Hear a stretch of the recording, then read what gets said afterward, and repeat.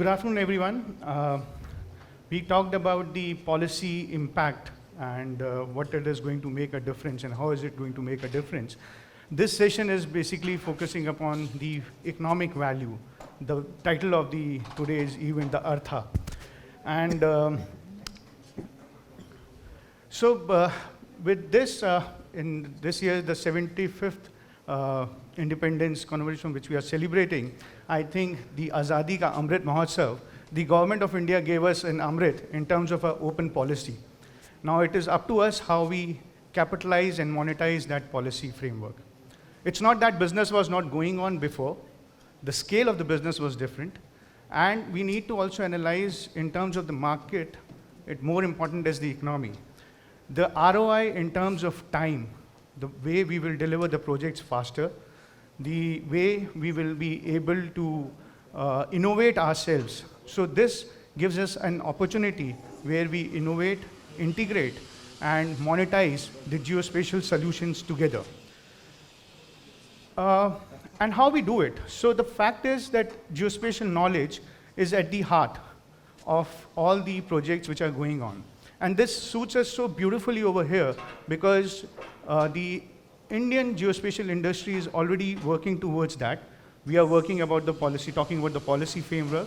We have geospatial policy, we have space policy, we have drone policy. Now what we need to do next is to integrate with the sectoral policies, the IT policy, or the other policies which are there. So we are already on those lines.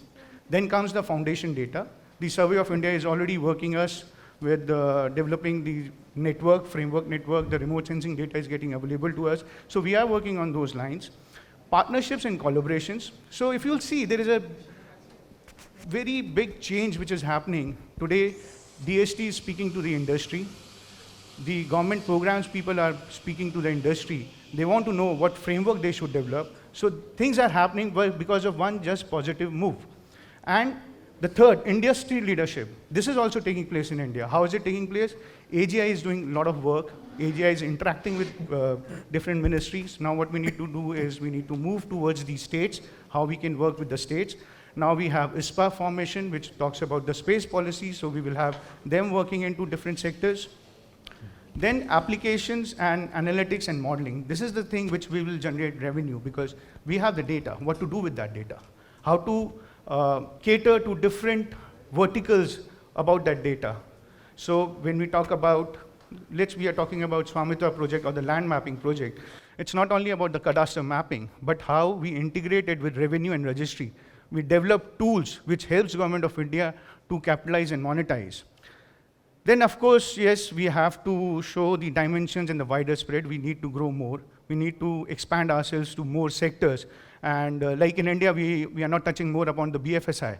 So we have to talk about the BFSI sector, how we go with the location analytics, how we help the logistics operations. So these are the sectors which will help us to grow. Sanjay talked about this slide, and this slide shows that defense, urban development, and utilities were in a big way, wherein building sector was doing very good in terms of infrastructure, whereas the trend which will move is, of course, land mapping. Then there's a lot of business opportunities in the road sector in terms of infrastructure, moving from building to roads. So that is a change which we will see as per our economic calculations.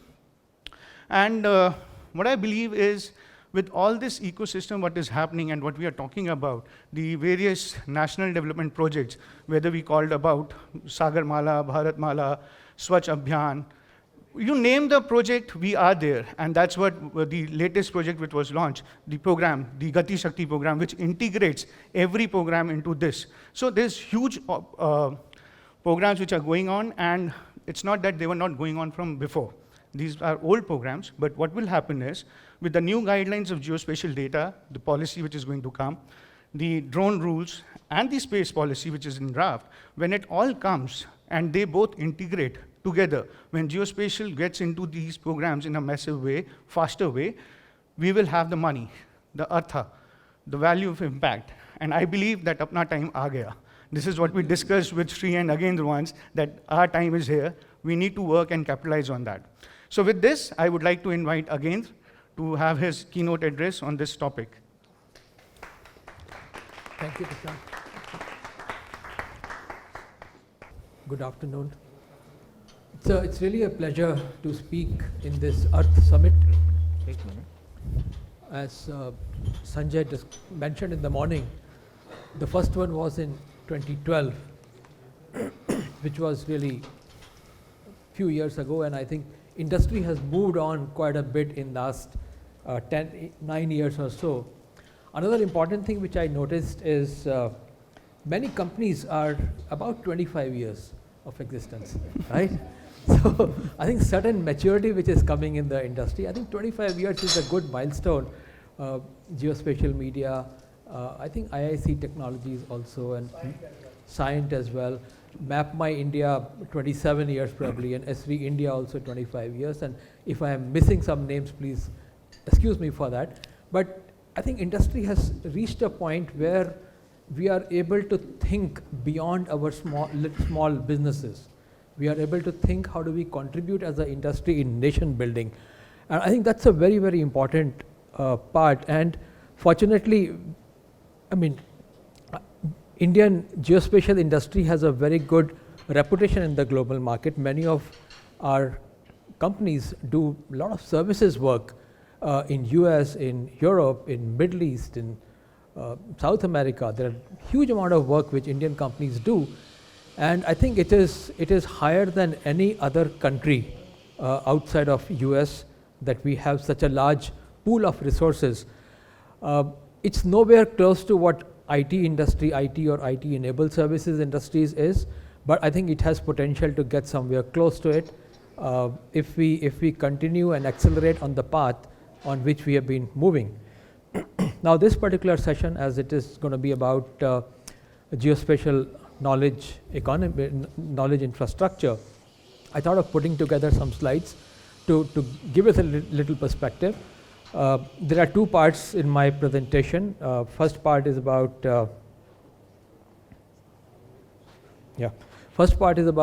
talking a little about positioning the technology and how we look at geospatial knowledge infrastructure. And in second part, I've identified a few sectors of economy where I believe there is more impact possible. And I've tried to come up with some numbers. These numbers are always based on certain assumptions, and only time will tell that how those things unfold. But those numbers will talk about the potential that the geospatial knowledge infrastructure has in those sectors of economy. So geospatial technologies are taking center stage. There's a huge amount of realization by government, and that's why we see in every major government project, in every smart city tender, in every mega project that is announced for infrastructure or anything else, there is a clear mention of using GIS or geospatial technologies. Globally, millions of maps are produced every day, a lot of data gets exchanged, and I think that's where our country is heading towards. So soon, I think we will have a situation where with all the focus on geospatial coming into government projects and also on private sector, the consumption of technology will go up, and the information availability will also increase, and the infrastructure, geospatial infrastructure that we are going to build, or rather we are building, will help in exchanging that information. We spoke in the earlier session about data exchange, that some private organizations, some government organizations are investing to create data. Now, unless that data gets exchanged between people, we will not really realize the true economic value of the data. So an important thing which is happening is that there's a convergence of infrastructure. There are convergence of systems which is taking place. And the geospatial infrastructure helps us in organizing the information. It helps us in bringing together various systems, whether it is a social system, where we talk about health, education, equality and equity, population growth, and how it's impacting the society. Or if we look at environmental systems, we talk about forest or water or pollution and those kind of systems, and then economic systems, where where various infrastructure construction or various economic activities which are going on. So this geospatial knowledge infrastructure helps us in bringing all these together at a common platform, so that all the data, all the knowledge which is created in different segments, different systems, can be brought together, and it provides a framework which will help us in understanding that if we take an action in one system, what will be the impact on something else? If we reduce the consumption of coal in industries, how will it impact the pollution? So those kind of analysis will become much easier through the geospatial infrastructure. We are moving from information to knowledge. So when we generate data, we get information, but when we start using that data, we start combining, understanding deeper into the trends which are going on, different understanding of impact of one segment on the other. I think that's when the knowledge becomes very important, and it helps us in using that knowledge to make better decisions which will have a wider impact. So whether we talk about different kind of data which is available today, we spoke about drone data, we spoke about satellite imagery, all this data helps us in building that knowledge which can be used in various segments for decision making. So geospatial knowledge is very critical to solve complex challenges, whether it's in environmental systems or disaster management, or it is about infrastructure creation, or it's about using the natural resources better, solving the water problem or sustainability. So I think that's the value that geospatial knowledge infrastructure can add to any nation's economy.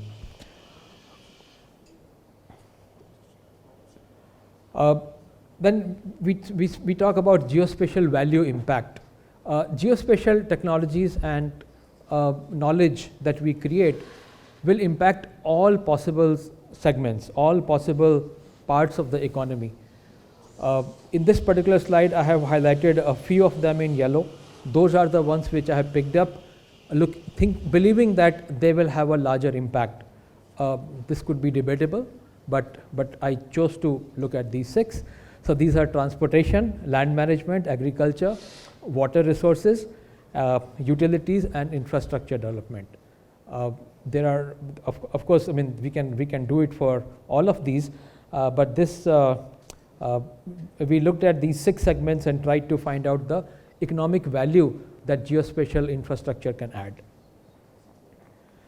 So looking at the agriculture, agriculture is a very key part of our economy, and I have some data which I'm going to read from here. So demand for food grain is going to be 355 million tons by 2030. It was 296 in 2020. So we are looking at 20% growth in terms of need for having more agriculture output. Now, if you look at agriculture, so one big challenge we have is that we have to do more with less. It's a resource intensive sector. A lot of people get employment, but apart from people, it also consumes a lot of other resources, including water as a resource. So 70 to 80% of fresh water gets consumed in agriculture today, which is exceptionally high, and it has a large impact on our water security. There are other agricultural inputs which go in better yield, which could be in terms of insecticides or fertilizers and things like that. So those are the resources which impact farmers' income if they are not properly utilized or if they are not used in a right manner. So some of these things pose challenge, and the farmer income still continues to be quite low. And there is a lot of wastage that happens of agricultural produce, which is because of supply chain change inadequacies, inconsistencies that so a lot of food grain goes waste. Now geospatial technology can help in solving some of these, addressing some of these challenges, and it could actually have a potentially 18 to 25% improvement in crop yields and less wastage, and also water conservation and disaster risk reduction and providing additional consumer benefits. So if we when we try to quantify, we could come up with a gross value add of 160,000 crores in terms of agricultural output, which can be realized, and a consumer benefit of 84,000 crores per annum. What it means is that if we realize those benefits, then how it impacts every individual in the country. Once you have higher yield, probably there'll be a price reduction or those efficiencies will help in getting better economies of scale. And it also will have jobs for 15,000 people additionally, and cost saving of around 75,000 crores, which is in terms of cost of, we arrived at looking at $3.75 trillion as a trillion rupees as a total economic cost, and about 2% improvement, and that can give us 7,500 crores per annum. And there are a lot of government programs which can benefit. Moving on to water sector, again this is a sector where there is a lot of improvement possible, and 20 to 30% improvement in water conservation can really go a long way in solving water challenge. In our country there is about 35 to 40% non-revenue water which gets wasted or not really billed for. So utilities do not get any economic value through that water. So if we can reduce it by 20%, it will have a huge impact, and studies say that the countries where geospatial technologies have been effectively used, they have been able to reduce the non-revenue water somewhere between 20 and 25%, and many efficient countries have it in single digits. So that's a long way to go for us, and also getting more benefits in terms of having better quality water and efficient distribution networks in the country will go in a long way. So this also water sector investments in terms of geospatial technology and geospatial knowledge can help in deriving a lot of benefits in terms of additional jobs and a lot of value add.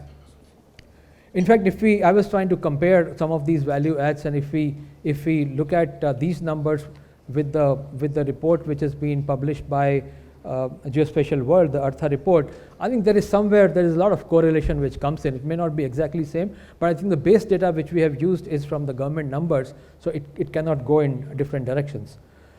Infrastructure is another part. A lot of infrastructure projects get delayed in the country, and it gets delayed because of either land use is not clear, or there is any pipeline or overhead transmission lines going on, land acquisition doesn't happen on time. So there are a lot of things which impact delay in execution of project, and when that delay happens, it costs money as well as time. So something which should have been ready in say 2 years time, if it takes 6 years or 5 years, it's a huge impact, because if infrastructure is not ready, it impacts transportation sector also. So there's a whole chain which happens. So if we use in this area, it's possible to get 18 to 20% improvement in terms of productivity, reduction in time, and 15 to 20% increase in asset and resource utilization is possible. So and also which will result in fuel saving and reduce carbon footprint if we are able to build that infrastructure quickly. And also is translate in a lot of monetary benefits in terms of gross value add and other benefits including employment. Transportation sector also, there is a huge amount of inefficiencies. I think some of the data which I've got here, which I will have to refer to this cheat sheet of mine. It indicates that transportation costs in our country are 30% higher for roads and 70% higher for railways and coastal waterways when compared to countries like US. So it's a huge gap that we have in our country. At the same time, transportation sector represents about 5% of India's GDP. So transportation and logistics industry handled 4.6 billion tons of goods, and it's likely to grow up by 7% CAGR. So it's a huge impact on the economy. And productivity of trucks is also fairly much lower in India compared to other countries. It's about 300 kilometers per day, while developed nations have anywhere between 500 to 800 kilometers per day. And in our country, we also face about 40% empty truck running. So they go drop something and come back empty. It's quite high. And if we can cut down this, it has again a huge impact, not only in terms of more economic value creation in terms of better transportation, but also less pollution and less burning of resources, natural resources like diesel. So all these things also have an impact, and if we try to calculate the operational benefit, it again goes into fairly huge amounts. Land management, land is an important resource, again a large part of our economy, and it has a big impact in terms of creating economic value, including better utilization of land. Agricultural degradation is happening. There is more, about 78% land which is under agriculture. So if we utilize it better, then the output can be quite significant. And also, a lot of disputes happen because land titles are not captured properly. So these are some of the opportunities for geospatial infrastructure to play a role and provide better efficiencies in this sector. And last one is utilities. Electric utilities, we suffer from still some lot of transmission losses, a lot of network, less optimization of network resources. In terms of gas, I think a lot of work is being done, laying thousands of kilometers of new pipelines for gas distribution and increasing the contribution of gas in total energy sector from something like 7% to something close to 15% is being contemplated by 2030. So that will have a huge impact. In terms of telecommunication, the impact on economy is about GDP is about 7%. But during pandemic, when we all were totally dependent on telecommunication, the impact was as high as 30%. So it became a very critical resource, and it really helped in keeping the productivity high. So utilities play an important role, and if we can bring in some improvements, it can also help in a lot of economic value creation. Moving on to, this is a summary. I mean, these numbers I would say that we should just take them as a representative numbers, because a lot of assumptions come into these. It may just give an idea of which sector can create more economic value in terms of proportions and ratios, but in terms of real numbers, it's really hard to say whether this is how the impact can come or not. Employment creation, yes, it's something which is quite close to. I mean, I would say that maybe it's more realistic, but I was trying to calculate that what economic scale we are achieving, what economic value we are achieving versus employment. It's not an easy exercise to do. Maybe I'm not so good in economics, but I was just looking at calculator and trying to see, and some numbers make sense, some numbers don't make sense. So just take it as a number. As a representative number for the benefit of geospatial knowledge infrastructure on the economy. Of course, GIS professionals, all of us, have a role to play here. We build these systems, we help in creating the infrastructure together, we help utilization of the knowledge that is being created, which will eventually help us in holistic development of the economy through geospatial technologies and content. Thank you. Thank you again. I'll request you to be seated over here since we have the panel. With this, I would like to invite Shailesh sir for the panel. Along with this, I'll invite Shri Alok Prem Nagarji. Alok sir is the Joint Secretary in Ministry of Panchayati Raj, and I believe, sir, I think in one day, at least whole industry is taking your name once a day because that's so much of prospects they are looking at into. And I also invite Sai Arul from XR. So basically, the format of this panel will be that I'll request the panelists to give their viewpoints for 5 minutes each, 5 to 6 minutes, and then we'll take the questions. The idea behind organizing the Eartha Summit is in a very small gathering is basically let's interact, let's explore the ideas, what we want. So I'll request the audience to be open and frank, not only limited to the panel. So to begin with, sir, Shailesh sir, I'll request you to provide your viewpoints.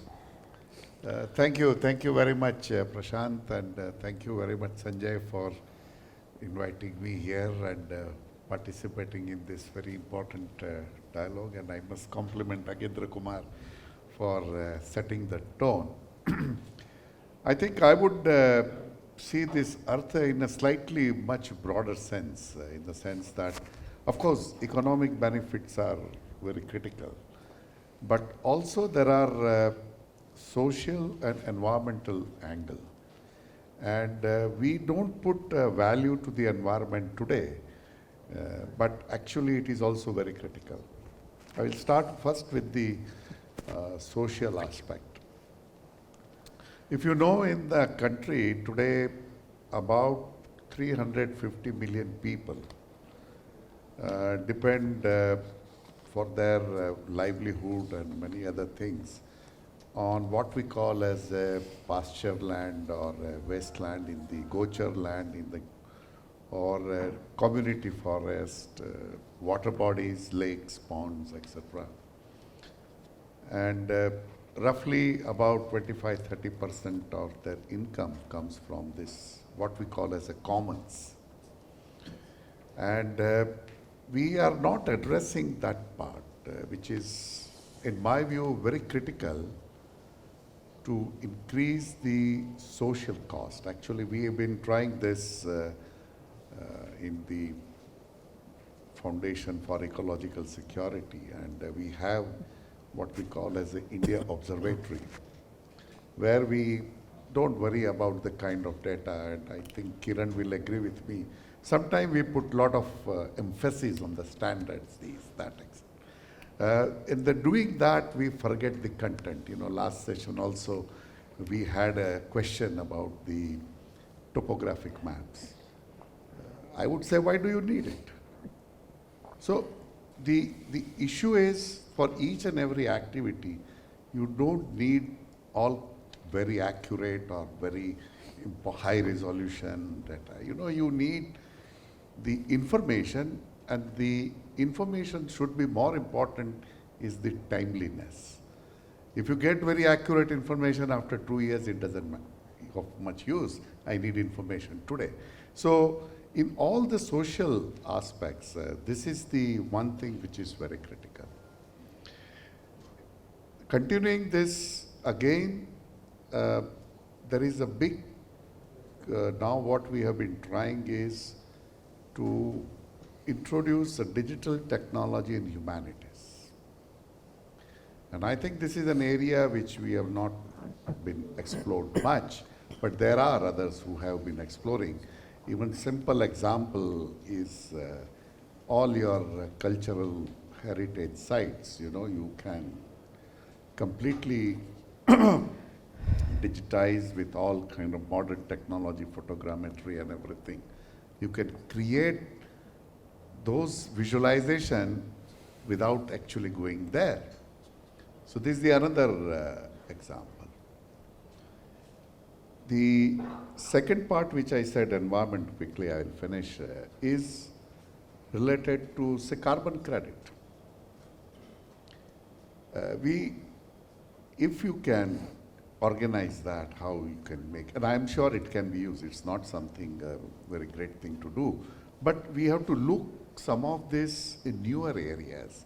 Agendra Kumar mentioned about energy, but I would say it's not that energy is more important, it is how we transit from the fossil fuel base to the renewable. I think that next 10 years, when we will be transitioning, I think that is where we need a technology to how best we can do it. So this is the another. And the third, actually you were very much diffident about your numbers. You were a little saying, but I would say it's grossly underestimated. I can give you why, because we have done surveys by the National Council of Applied Economic Research. And even one service, which is Agromet service for the farmers, which is the part of the agriculture which you all entirely taken, itself is 50,000 rupees per year, 50,000 crore rupees per year. And that is because about 60% farmers are using. If all the farmer use, it almost becomes double, just from the one service. Similarly, from fisheries, each the medium-size trawler does those who are using our advisories makes about 18,000 rupees extra per trip. So these numbers are, it is little, I would say, we always try to downplay, but I think it's a huge benefit. And last point, which is very important, and you can't put a real value, is when you provide information for the disaster. Let's say cyclone. In 1999, when Orissa cyclone came, almost 10,000 people died. And today you see cyclone after cyclone coming, 3 cyclones in a year. And you will see number, of course, that number is also, in my view, large. We should not lose any single life, but it's a 10, 20. So how do you put a value to that? So I think the earth we should see in a much larger context than only the economic value, both the environmental and the social cost. That's what I would like to say. Thank you. Thank you for. Thank you, sir. Thanks for bringing out the other side of the contribution where geospatial can make in climate and environment and these socio-economic factors. With this, I will request Nagar sir to provide his viewpoints. Thank you very much.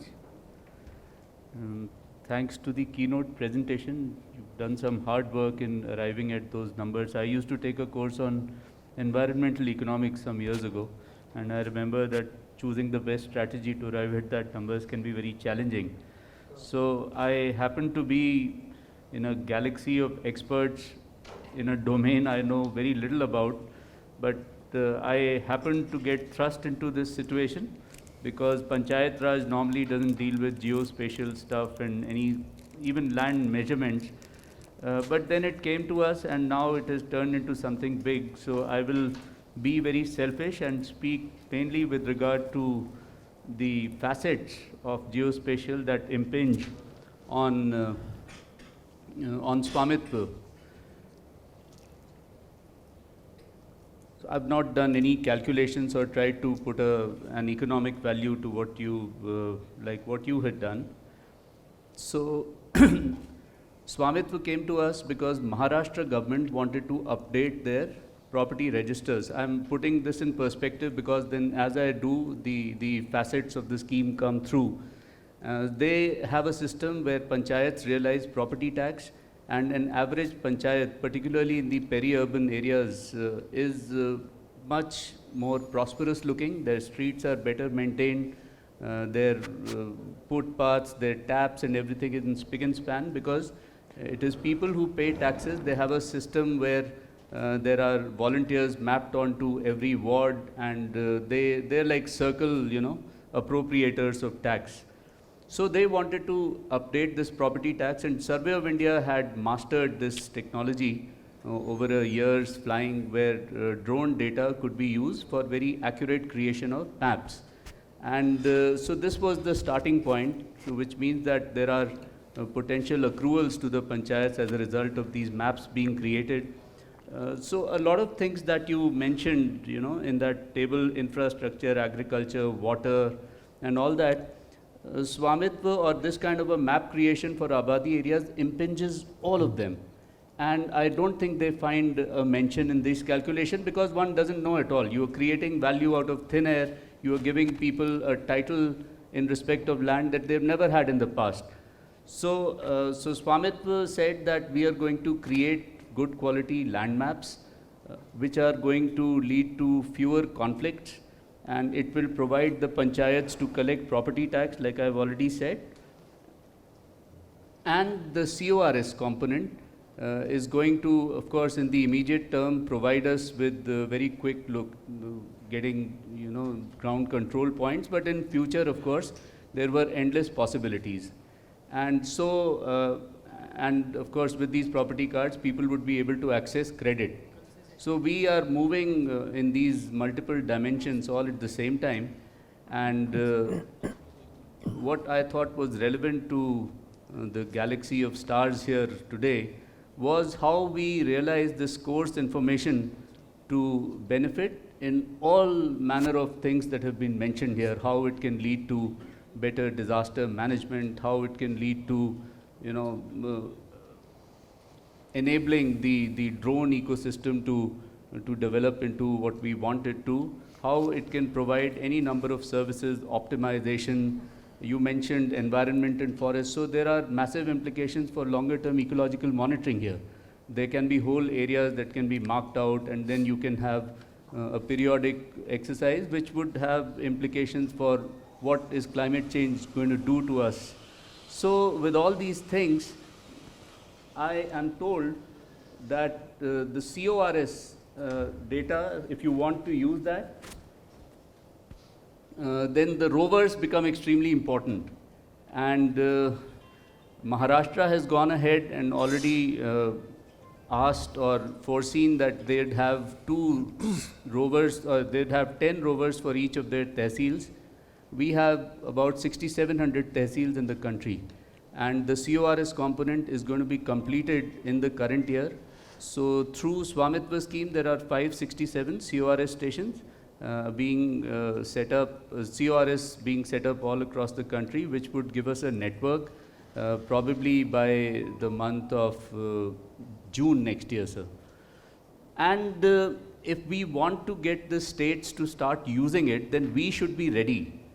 And we should be, this is also a time when we speak about Make in India, and there are so many applications of this scheme which are of strategic and which are of importance only to our citizens. So one would imagine that the industry is also looking to create a local ecosystem of the production here, so that this sum does not come across as something very formidable to a state like Himachal, where I have worked, where procurements mean a lot. So in the last discussion that I had with some of you people in Bangalore earlier this year, I had tried to find out or understand rovers more. I am of engineering background, but that's where I left it pretty much. And if you could make this cheaper, or if you could make this more accessible to the people, then they are ready to adapt, you know. They are more than prepared. If you see it happening in a nearby state, then people of your own state are immediately going to tell you that why don't we get this ourselves. So this is a readily available thing that can be picked up. In addition, Survey of India has already done potential users conference or something. I'm sure they'd be better judges. There are social values that have not been accounted for here. There used to be a principle by Coase's principle, which said that if you reduce the transaction costs, then systems they gravitate towards better efficiency. So this is what we would be able to do through Swamitva. There are implications for forest boundaries, strategic interests, estimation of public works, and so on, things you've already mentioned. And in the earlier session, the senior member of the panel who was here, so let's not just look at these costs, you know. When Google started, nobody had a clue what these people could do. And I used to wonder for many, many years that why are these people in this business? But that didn't stop them. And finally, they could realize their destiny in a manner that was inconceivable some years ago. So perhaps you people could come together and push us further in that direction. In the paper that you had circulated along with the invite, it talks about a vision 2030. So back in Government of India, there is already a thought process on to give ourselves a vision for 2047. I'm sure some of you here are already in touch with the Niti Aayog, who is the appropriate panel, so that the visions that you have for our country get inextricably enmeshed into the national vision for 2047. Thanks. That's all I had to say in the beginning. Thank you, sir. Thanks for letting us know how Swamitva project is working and what all is happening and how data can be used. Actually, I'll have a question to the floor, then to you on this particular frame. But before that, I'll request Sai to provide his opening remarks. Yeah, thank you. Thank you, Prashant. I'd like to bring a slightly different context to the whole discussion. We're looking at how GKI could, contribute towards the national programs. So it's got to be seen in a context, right? And probably a historical context may be relevant. In our recent history, you know, we had the colonial period where the nation itself was a resource for exploitation by outsiders, right? And then you had a period of the first 40, 50 years of our nation was when we were looking at building the foundations of, you know, providing roti, kapda, makan to our, people. And building up our basic existence, existential levels itself were what were being addressed. It's only in the last 15 years to a decade, to a couple of decades, where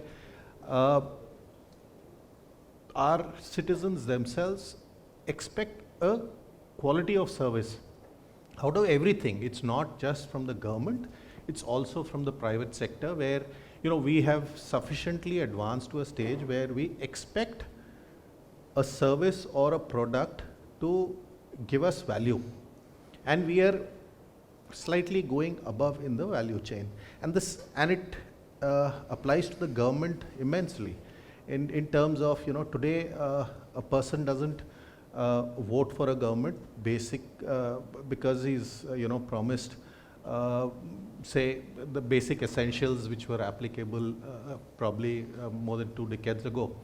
Today, governance and delivery of services is the measure of effectiveness of a government. GKI probably brings that slight value add that can add to that extra, push that is available in terms of delivery of services, as well as we spoke of whole lot of domains, be it infrastructure, be it healthcare, be it environment. Now all of these have a natural kind of a application of geospatial information or knowledge to enhance the outcomes. A case in point, we've been doing vaccinations for many years, right? 40, 50 years is our vaccination history. It's only the epidemic which happened, the coronavirus epidemic. We've used technology so beautifully, and the geospatial context, fantastic job done by MapMyIndia also, in bringing a geographical context to the entire data that the government was collecting, to enable the government to respond to that challenge in a manner, identifying containment zones, putting a geographical context to the whole response to the system, how it's evolving, what are the new strains that are coming out, where is it spreading.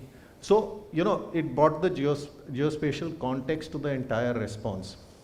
The same could be applied across towards all projects, or be it those that again, or Sanjay mentioned in the beginning, be it bringing water, making water available, to healthcare, to whatever that is to be delivered. There is no way that the government cannot apply geospatial information or data to enhance the outcomes. So the point was, it's a question of demand and supply, right? Good old Adam Smith's principle. The citizen demands, so there's no way that the response can stay lacking in these domains. So, GKI is something that is a aspect that can add that extra, elixir to the entire outcomes, be it in the planning, the implementation, or the post, the maintenance phase of any project or delivery of any service. And obviously the governance aspect, again, is something that the example that I gave of COVID response, the governance does, benefit from it. So there's no way that GKI is not going to flourish. That's what I wanted to put across. Thank you. Thanks, Sai. And it's so true, like, if we have the proper infrastructure available, then people will look for they will ask for the data, and then the more innovations will come out. Nagar sir, I have a question on this part when we are talking about geospatial knowledge infrastructure and you are developing the course network. Is there an idea behind where we talk about in GKI the partnership model? So is Government of India looking at G2G partnership and going for, because you need huge, India is huge geographically and we need more course networks. So is there a partnership model which you are thinking of that you join hands with different ministries and develop the entire country network at one go? So the best people to answer that would be the Survey of India, because we are doing it for them and they are going to be maintaining this network. I understand that some thought process is already going on, and it's currently with the Department of Economic Affairs, where they're going to have some tentative models, what kind of money would be involved and what is the size of the economics that they're looking at. But it is totally their baby. I'm telling you, we happen to be here quite by chance, and so it was something that we took up because it would help in the quick mapping of all the rural habitations. But what it is and what it can turn into is something that we can help Survey of India achieve because of the incipient success in this scheme. We have the ear of the Honorable Prime Minister himself. And so if there are issues that concern various ministry, we also have now in position an interministerial committee, which is for the purpose of advancing the various objectives of the scheme. So if there are things that have to be told, if there are issues that have to be streamlined, if there are clarifications that you seek, do feel free to tell me in the course of this discussion, and I'm sure Survey of India is really up to the task. So your main question is still unanswered, and maybe Pradeep can tell us कि क्या कर रहे हैं? Are there, public-private partnership things that you're looking at Sir, for use of CORS data? Yes, Pradeep. Actually, sir, for entire country, we have planned around 1003 stations, considering that we get an accuracy of better than 50 centimeter everywhere, except for these hilly terrains where connectivity is the issue, because for CORS network to be operational or to get location using a GNSS receiver, we need connectivity. Otherwise, entire country is planned, including islands also. And regarding densification, obviously it will be done later on, depending upon what accuracy desired by the users or different state governments. And regarding collaboration, as of now, we are giving 4 types of services to government agencies and to any other users. Now, obviously, this asset will be created by SOI and is being created by funding from different agencies, major part coming from Ministry of Panchayati Raj for 567, then it was actually 573 stations, and from Government of Maharashtra for Maharashtra state, for Karnataka from Government of Karnataka, then under this National Hydrology Project for part of Uttarakhand and entire UP state. And the remaining states and UTs will be covered under departmental head, that is from Ministry of Science and Technology.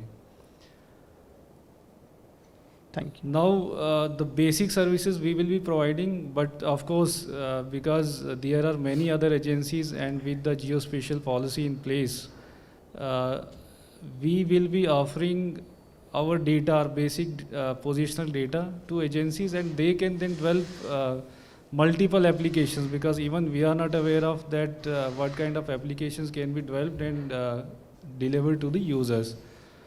For example, as of now, we only think of it as a asset for getting precise location by any user having a rover or GNSS receiver. But the state governments will be using it for their entire modernization of land records. Say under Swamitva itself, we are giving them the final parcel map for their Abadi area. in future they can demarcate those parcels or create a number of polygons out of that. They can use GNSS receivers and CORS network positioning services. Similarly, they can do it for their entire revenue villages parcel mapping. And subsequent, like as of now, they are using very conventional method for demarcating the properties whenever there is a division of parcels. And they measure it using a tape or chain. So they can use rovers to get location, and digitally they can update the land record, whether it is divided between the owners or those who are sharing those properties. But yes, private agencies will have a greater role in developing multiple applications for different kind of users, which SY may not be able to perceive. Thank you. Thank you. So to add to what he said, there would be data that would be shared with the states also. I understand that Madhya Pradesh has already gone ahead and given the matter some thought that what would be the value added services that would be provided to its citizens. So I'm saying G to G or G to B could also be something that you could take up with the states. I'm sure there are more than ready because they don't have the skills and knowledge that one of you people could provide. Right, sir. Sir, you being over here by chance, as you are saying, but that's a blessing in disguise for the industry. The reason being the massive business opportunities which this land program will create. That's humongous. Sorry, sir? So, to Shailesh sir, you have the most experience of us. You have been in the industry, in the government sector, talking to us, a very friendly this thing. So what is your opinion has been with the trend, the new policy has come up, how do you foresee the national development mission projects which are going on, how they can utilize this data and the value impact which you talked about? Yeah, I think the one thing is this policy has definitely changed the whole scenario. And if you see what happened in 91, when we had reforms, economic reforms. But now I think it is for the various entrepreneurs to take the advantage of this policy. I think the government part is done, and now it is for us, people, how we can take it forward. Because whenever the policy comes, any new policy, ultimately it is the people and the various stakeholders' responsibility to take the advantage of it. So I think, and we should not worry only about the national projects, which definitely one major, but I think there is very new thing should come up. It's not that the large projects, the government only is the generation for the income. I think the geospatial data we have been using in day to day everywhere. Today if you order a food through Swiggy or Zomato, it is also like that. So I think there are many such a new application has to come. Then only I think the liberalization has a meaning. If we are going to do the same thing what we were doing before, I don't think the main advantage is going to come. It is for us to find new areas, and that is where I think the investment in the education is very critical. And if you see the new education policy, which emphasizes on the creativity now, and I think in geospatial also we have to emphasize on the creativity, and that is what I think will take this sector forward. Okay, thank you. Question to Sai. We have been talking about the different data sources now. As you are representing the remote sensing community, the satellite data, what do you think, how is the usage in the development programs of the remote sensing going on? Are you happy with that, and what more you are looking at towards? See, for one, it's still a regulated sector, despite the entire opinion of the House that, everything is kind of readily available to a user today. but we are getting there, right? Having said that, there are huge amount of organizations across the world who are utilizing remote sensing data for monitoring, governance, implementation, as well as in planning, right? A case in point, the Asia Infrastructure Investment Bank, which sponsors programs or funds programs in India, Bangladesh and others, they use remote sensing data, remotely sensed data, to monitor the projects that they have funded, right? Instead of only depending on reports and returns that flow up the chain, they're monitoring it in real time, the progress and or otherwise of their own projects, right? So that's being done today, right? And of India, projects being done in India. There's nothing preventing the government or any other organization to do it, right? If a red bus can, use geospatial data to, track buses, it's not going to be long before a citizen expects it from the government public transport also to be, giving that kind of service, that you know where a bus is or where a train is or where an aircraft is, and plan your journeys accordingly. So there is a whole lot of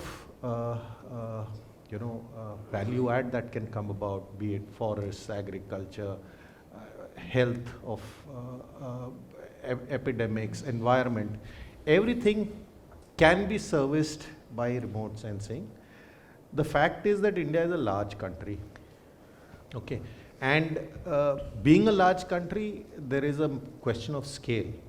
And remote sensing, depending on the scale of a project, whether it is done through a drone, aerial means or a satellite, depending on the area to be covered, obviously has the natural advantages vis-a-vis going physically on ground and doing it.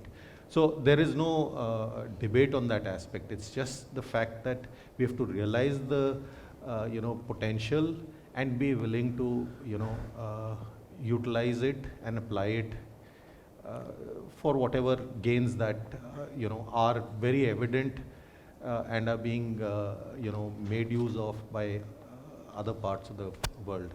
We are not too far from that situation. The very fact that we are discussing this subject implies that the country is thinking in these lines, and the government as well as the private sector, the industry wants to utilize it.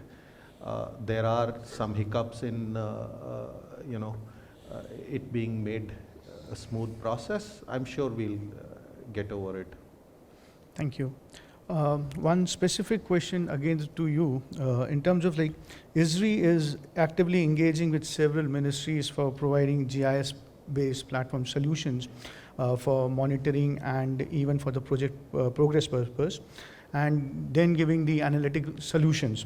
So what are your expectations as far as the development of GKI or the geospatial knowledge infrastructure is concerned from the government point of view? So when you talk to those, what is the feedback you get, and what do you think what more needs to be done from the industry side? Right. Yeah, it's a very important question, because all the projections and all the good things that we speak will depend on how the different things are rolled out. So in terms of government, there have been geospatial infrastructure creation efforts for quite some time. There are a number of departments, both at center and state level, where these efforts have been made, and I think they are very successful. And they're successful at the level of say a central ministry, or in some states in a few pockets. So one thing which is important in the future is that scaling this effort. So what it means is that instead of having everybody having they create an infrastructure, they create some data, they create some applications, there should be a very easy way to share this across. Like if a department at the state level has created some data, it should be available to other departments wherever it's relevant, and also to private organizations, because some of the data could be quite useful for businesses or NGOs or educational institutes. So that data should be made available. How can it be done? It can be done either by creating a federated sort of architecture where you create the data at the departmental level and you move it to a state level, and that it gets connected at the national level, so that the whole, I mean, each state collects data for various things like crime, rainfall, agriculture output, education parameters, health data. Now, if all this data can move up, Health Ministry gets their own data from each state, and each state would have got from districts, because that's where actually collection starts happening. So if you create a multi-tier architecture from where districts are connected to states and states are connected to the central ministry, then getting that data and realizing more value becomes easier. Now, if we did that, complexity will come because you are creating islands of infrastructure. So definitely cloud technologies are becoming very popular today. So one should try to physical infrastructure, the hardware and software and technology infrastructure. We should try to use cloud technologies to reduce more islands becoming, and if you use cloud, then sharing becomes automatically easier. The cost of infrastructure, the physical infrastructure comes down, and those benefits will happen. But one more important thing is about when you do all these, you need people, you need trained people. I think we have a major shortage of people. There are two kind of shortages, I would say. One, at the government level, there are very few people who understand geospatial technologies and how to make use of this. So we need to make some efforts to increase that number of people in the government who are more knowledgeable in terms of using technologies, getting a project conceived, rolling it out, measuring it, accepting it, getting some benefit, and passing that message around. Now, to do that, I think we have to go one step down to the education level. I think in the education policy, this is a requirement, and even at engineering level, there's an effort to bring in geospatial courses. I think we need to accelerate that, and it should not. Today, I see that most of the education happens either in wherever there's a postgraduate course for geoinformatics, and there are maybe about 20-25 universities and colleges that offer that course, or somewhere in civil engineering department there's a one elective sort of a thing for geospatial technologies. I think we need to expand. Today, a student, when he comes from a university, in whichever sector he goes, whether he goes to government or private sector, we spoke about BFSI or logistics or manufacturing, I think these technologies are relevant. So any students who's coming out of university should have at least had one course in geospatial technology, so that wherever he joins, he will not be blank. He will be able to think, okay, how do I use mapping and geospatial technologies to solve a problem? So that will, I think, go a long way in getting more value realized out of geospatial technologies and knowledge infrastructure. Thank you.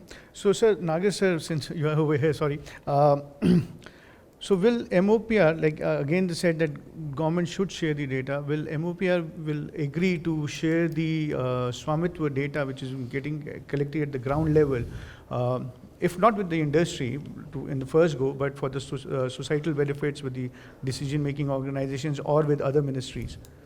So it's good that you asked that. In fact, Map My India, Nikhil had a talk with our secretary a few days back, and we've not had Survey of India share a lot of data with us yet, but as soon as they do, in principle, the speaker who was here in this seat before me, he also said that if villagers could see their own village maps on a certain database, so that decision is already taken. So to begin with, हम लोग सरकारी हैं तो अपने वाले पे करेंगे. ग्राम मानचित्र करके वो है हमारा portal. So these maps are going to be put there, and then vis-a-vis Map My India, we are already working on a first draft on how we can share that information with us, pro bono of course, to begin with what they are going to do. But then there is no hesitation really on this front, sharing of data with any and all. Thank you. So Nikhil, some of the key points which are coming about the data sharing, and now the point is how industry would like to capitalize the data which is being created. So how do you think we can unlock this economic value of data and work in partnership with either company or with government? Yeah, so as AP Nagar sir just mentioned, one is the foundation data, and then we are trying to bring in different layers on top of it. And no one company can create this, disparate sources, disparate layers that is required for different usage. So the idea would be how collectively we create this massive integrated layer of information. Once we have that, then, we were discussing the other day that we can actually put some finite level of application. But in reality, the application uses is infinite. We might even not know what the metaphysical need would be tomorrow for these kind of data and services. We can, create this whole layer of value-added application which this will be used for. For instance, putting up, Pradhan Mantri Gramin Sadak Yojana layers on top of it, all irrigation layer on top of it, all village point of interest on top of it, and look at the economic value that could be unlocked for e-commerce companies. The Bharat, the very rural or suburban aspect of India, wherein we have still not got penetration for trade, commerce, technology, many other things. This will be a massive unlocking once we are able to put together these layers on top of the foundation layer. Thank you. Sajid sir, your comment on this? You want my comment on the data that MOPR has? In general also. Okay. Regarding the data, I think Nikhil is very right. We really don't know what it can do. It's amazing. Because no country anywhere in the world that I know of has done something like this, like Swamitwa. When we started doing LiDAR and we were connected with the MORTH for the national highways, we used to collect a lot of corridor data, LiDAR data. And then we realized that this is a beautiful scan in the can kind of data where you can keep the data set which can be later on used for OFC cable laying or for power lines or for not only for roads but for a lot of other things. So yes, this is a huge potential and huge opportunity for the entire geospatial industry to capitalize on this data set in future. You can have floodplain mapping, you can have any kind of thing done on this data. This is 5-centimeter resolution. It's 1:500 scale. We never had such kind of data in India available earlier. So that is for the data question that you have. Other than that, I think Mr. Nagar is just shying off from the work that he's doing right now. I personally, I was quoting someone that he's one of the Navratna, because after 420 years of Akbar regime, Prime Minister Modi has taken this work of Swamitwa. And like Raja Todramal, I'll probably name him after that. He's the guy who's doing that and administrating. It's a beautiful, amazing scheme. Hats off to them, the one who conceived it and, taking it forward. Hats off. Thank you. Congratulations, sir. Yeah, thank you. So to add to what Nikhil was saying, see, we are Panchayat Raj people. We know that there are funds that are going to Panchayats every year, which they use to formulate something called a Gram Panchayat Development Plan. So the premise that my secretary had to begin with was that why must, people living in villages be confined to misery and squalor, and why can't they have the kind of planning that normally people in cities have? So they are constrained because they grew just organically and there has been no prior planning. So there are streets that are very narrow, and if you want to clean a septic tank, you find that these vehicles can't get inside. So that is something that this kind of data can help us achieve. In fact, using this data, we are already in touch with a few architecture colleges and who've helped us prepare 32 spatial plans in respect of Gram Panchayats all over the country. And So it would, I can't say that you are going to, tell people that you vacate your grounds and we are going to build you a new village afresh or something. Maybe that sort of a thing is too bold. Even that, in Uttarakhand you have entire villages who've been vacated. Koi nahi dikhta aajkal, there is nobody there. So such a thing would be applicable there, but in any case we are looking at the big picture. And then if there are spaces that are available with the panchayats, जो आप open spaces कह रहे थे, so if there are spaces available with the panchayat which could be put to some use, then maybe the Swamitva maps would provide us with an objective, measure of how much land was being occupied with them, by them, and then use it to apportion them spaces in a better quality accommodation that is built, and then we need to have costing models and where the money is going to come from. So the possibilities, like you said, Nikhil, are really endless. And I am really clueless, but I hope you people can figure out something. As far as data is concerned, it's all in the public domain now. DST has already said that, so I don't see why we should be trying to sit over it or something. Right, sir. That's it. Thank you, sir. Any comments or questions from the, Satyam has to say something. Good afternoon to all of you. I would want to add on to what Agendra was saying some time back, and that is about creation of capacity within the government. I've had some first-hand experiences without naming the organizations. I feel that there are 2-3 aspects which the industry also needs to look at. I was handling a case where one of the largest ERP programs was being implemented by a ministry. And there was a constant tussle between the government side and those who were implementing the program.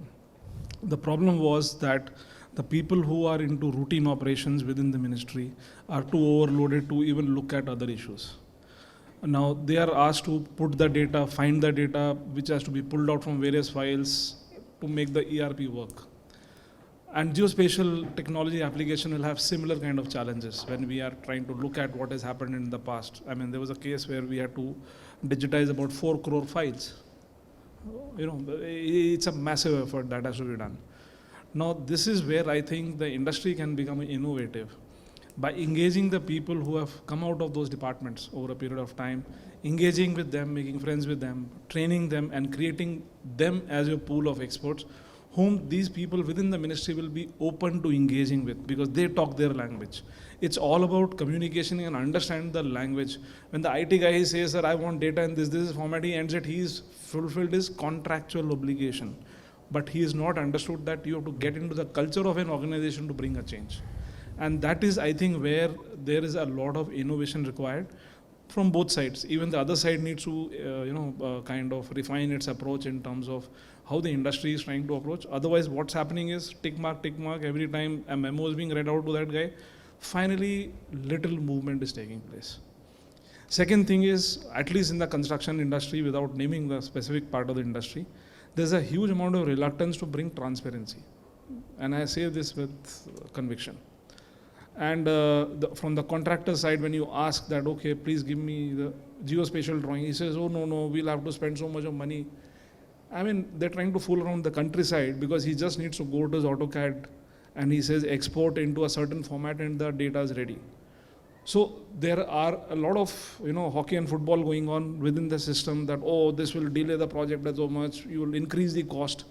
But if you have some sensible people who go as a consultant sitting in this ministry and guide them, I think a huge amount of effort can be made. And here I think the industry can be innovative, but just making a small investment in putting those kind of right expertise, he's just sitting next to you, don't have to pay, just get guided and take it to a logical conclusion. I think it will solve a lot of problems.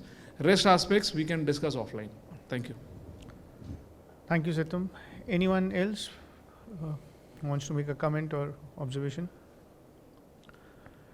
Right, thank you so much, everyone. I think it was a great panel where we talked about the opportunities and how to harness the potential which is there and developing the capacity among the industry. And one thing which comes out common is we all need to start thinking, whether in the government, public sector, private sector, to establishment of that infrastructure, the geospatial knowledge infrastructure, which can populate to different forms of knowledge. Sanjay, you want to say something? Okay, right. So thank you so much.